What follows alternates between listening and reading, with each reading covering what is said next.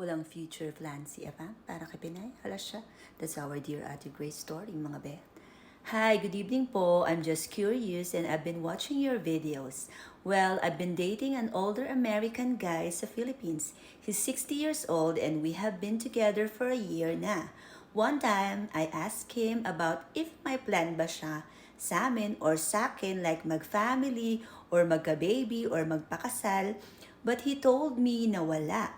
Ayaw niya na magpakasal or mag-baby or even family. I was hurt and disappointed. The next day, I tried to talk to him about that again. Baka magbago isip but he's decided na talaga. Ayaw niya and I asked him paano ako. Why why are you even here and why pinatagal mo pa yung relationship natin if ganito pala gusto mo? It's hard kasi hindi align yung want, yung want sa want ko. He's an amazing guy. Kind, loving, and loyal person. He cares and support me. Live-in po kami for 1 year. He's a very kind guy, sobra. But that time na nag-open na ako sa kanya about having a family and settle, ayaw niya and his 2 years divorce na po and had 2 kids my age, 20s na both. Sana masagot. Thank you. Halabe, 1 year na kayong nag-live-in. So, before kayo mag-enter into a relationship, ano bang hanap nyo? Na kung nag-agree ka na mag-live-in, baka alam niya kasi na okay lang sa'yo yung ganung setup. And baka kasi yun lang ang kaya niyang ibigay sa'yo, no? Kasi kung nasa Pinas na yan, retired na. So, asa sa pension. And kung may kids na yan dito, most of them talaga, ayaw na mag-anak. For them, they think na, syempre 60 na, no? It's too late for them to start again na merong, baby. But then, yun nga, I think dapat ma-appreciate mo that he's been so honest with you. Because maybe he thought na okay sa'yo yung setup nyo na ganun lang. Parang companionship, no strings attached. Kasi syempre, live na kayo for 1 year, no? So now, sana hindi ka naghintay ng 1 year.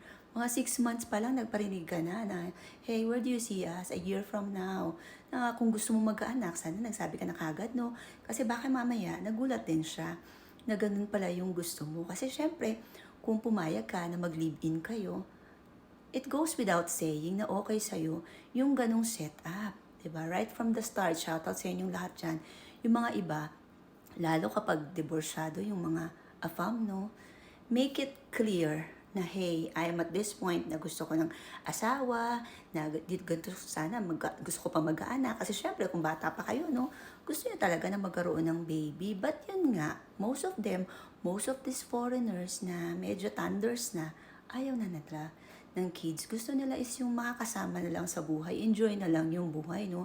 So with that, now, the decision is up to you. Kung okay lang ba sa'yo since, wait lang! Ano siya? Storbo yung aking baked potato, no? But anyways, like I said, the decision is up to you. 1 year na kayong live-in and naging very clear naman yung afam mo na wala talaga siyang balak na pakasalan ka. And ayaw niya na rin ng anak, no?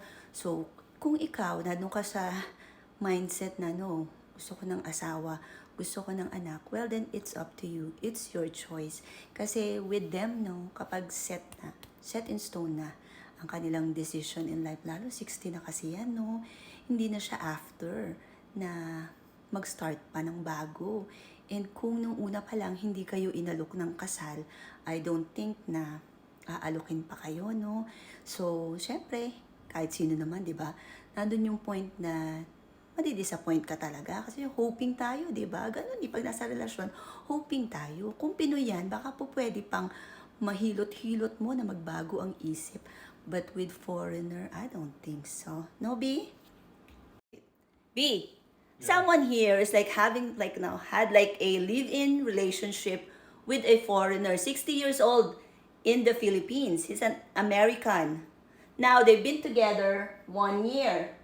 And then she said, the Filipina said, hey, Where do you see us? Something like that. What are your plans? The Filipina asked the foreigner about the plans. Does he plan on like marrying her or having a kid?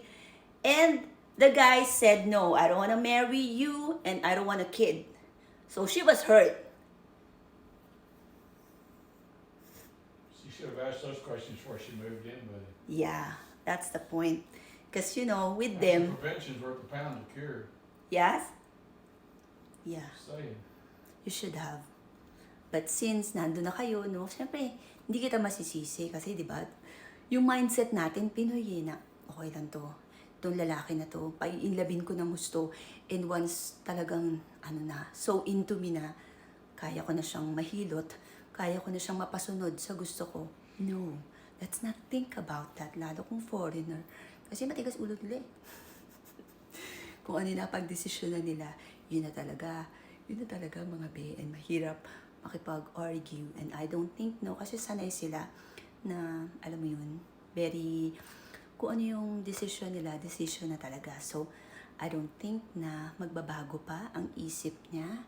And kung hindi kayo nagkaroon ng anak, I'm assuming meron kayong precautionary, no? Nagbe-birth control ka ba? Kasi kung hindi kayo nagkaanak nung nag-live-in kayo, paano na, di ba? Okay lang sana kung alam yun, kung nabuntis ka sana, edi, di ba? May pangahawakan ka, o pwede. Baka po pwedeng mangyari yung gusto mo. Pero kung meron kayong ginagamit, no, to prevent pregnancy para sa'yo, yung 1 year na pinagsamahan nyo, obvious na yun lang ang gusto niya, no? Yung kayong dalawa lang in a relationship. Kasi matagal na rin siguro yan sa Pinas.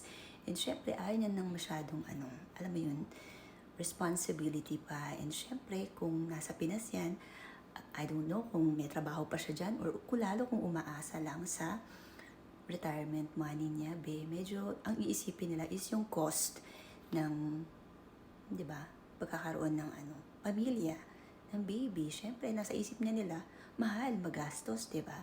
So, ganyan, it's really up to you. Now, my suggestion is, you should pray about it, no?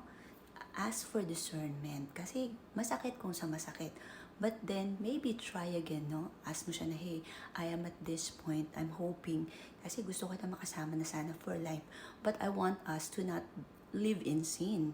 Na gusto ko yung kasal, pangarap ko yung kasal, and gusto ko ng anak. Are you sure na don't you see it for us, yung ganong future? So now, yun. Alis na kami. So now, yun. Now, based on his answer, dun na. No matter how much it would hurt, accept natin sa atin, no? So, whatever happens, kung ano man yung sabihin niya sa'yo, the decision is always up to you, no? Kasi kung gusto niyo magkapamilya at yung lalaki ayaw, wala kayong magagawa dyan, no? But to move on. So, I wish you all the best and God bless you.